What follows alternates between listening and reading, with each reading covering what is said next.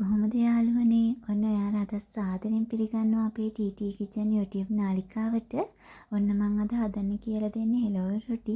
මේ එළවලු රොටි එක විශේෂයි. ඔයාලා දුර ගමනක් යනකොට මේ විදිහට එළවලු රොටි හදාන යන්න ඉක්මනින් නරක වෙන්නේ නැහැ. මම මෙතන පාන් පිටි ග්‍රෑම් 750ක් ගත්තා. ඒකට ලුණු කුඩු ස්වල්පයක්, ඒ වගේම පොල් තෙල් ස්වල්පයක්, ලස්සන පාටක් ගන්න අවශ්‍ය නිසා කහ කුඩු ස්වල්පයකුත් එකතු කරලා මද රස්නේ වතුර ටික ටික දාලා මේක හොඳින් මිශ්‍ර කරගන්නවා. මේක හොඳින් මෙහෙම මිශ්‍ර කරලා මම අතින් හොඳ ඩෝ එකක් එනකම් මේක නීට් කරගන්නවා. දැන් අතේ එලෙන්නේ නැති පදම ආපුවාම මම මේ වගේ බෝල කඩා ගන්නවා. මේ බෝල ටිකත් කඩලා මම මේ බෝල වලත් පොල් තෙල් ගානවා. ගාලා පැයක් විතර මේක තියෙන්න අරිනවා. එතකන් අපි කරි එක හදන්න යමු. විශේෂයෙන්ම මේ කරි එක හදාගනිද්දී අර සිහින්න කපලා අරගන්න ඕනේ. ඒ වගේම අර තම්බලා ගන්නෙ නැහැ. අර තම්බලා ගත්තාම අපිට එළවලු රොටි එක නරක වෙන්නේ නැතුව ගොඩක් වෙලා තියාගන්න අමාරුයි. මම මෙතන ලොකු ලීස් ගහක් අරන් තියෙනවා. ඒකම ලොකු ලුණු ගෙඩියක්, අම්මිරිස් කරල් 3ක්, සුදු ලුණු බික් 3ක් තලලා අරන් තියෙනවා. ඒ වගේම කරපිංචා ඉත්තක් පොඩිවට කපලා අරන් තියෙනවා. තව සාමාන්‍ය ප්‍රමාණයෙන් ගෝවා කැබල්ලක් පොඩි අලගිලි 3ක් සිහින්න කපලා අරන් තියෙනවා. තව මෙතන ගම්මිරිස් කුඩු, ලුණු කුඩු, කෑලි මිරිස් 3-5 කුඩු තියෙනවා.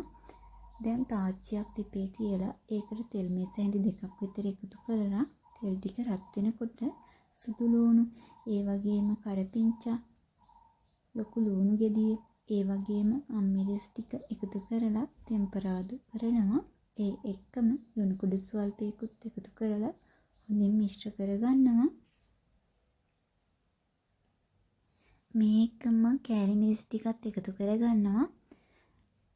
3-5 කුඩුත් එකතු කරනවා. ගම්මිරිස් නම් චුට්ටයි එකතු කරගන්නේ. ගම්මිරිස් ටික මම එකතු කරගන්නේ කරි එක හදලා ලිප ඕෆ් කරන්න හදද්දී. දැන් මම මේකට අල ටික සහ ගෝවා ටික එකතු කරගන්නවා. විශේෂත්වය තමයි මේ අල ටික සිහින්න කපලා තියෙන්නේ. ඒ වගේම වතුර එකතු කරගන්නේ නැහැ. ගෝවා වල තියෙන වතුර ගතියෙන් තමයි අද අපි අල එක තම්බගන්නේ. සැරෙන් සැරේට පියන ඇරලා අපි මේක කවලම් කරගන්න ඕනේ. එහෙම නැති වුණොත් අඩිය අල්ලන්න බලනවා. තවත් විශේෂ දෙයක් තමයි මේ වෙලාවේදී ලිපේ ගින්දර ගොඩක් අඩුවෙන් තියාගන්න. දැන් අපි ඇරලා බලමු. මේ වෙලාවේදී නම් අපේ අල එක ගානට තැම්බිලා තියෙන්නේ. බෙරි වෙලත් නැහැ. දැන් මම ලීස් ටිකත් එකතු කරලා හොඳින් ටෙම්පරාදු කරගන්නවා. ලීස් ටිකත් හොඳින් ටෙම්පරාදු වෙනකන් ටිකක් වෙලා තියෙනවා. ඒ එක්කම කවලම් කරනවා. දැන් මම ගම්මිරිස් කුඩු ටික එකතු කරලා ලුණු රස එහෙම තියනවාද කියලා බලලා ලිප් ඕෆ් කරගන්නවා. මේ විදිහට රොටි එක හොඳින් වඩා ගන්නවා.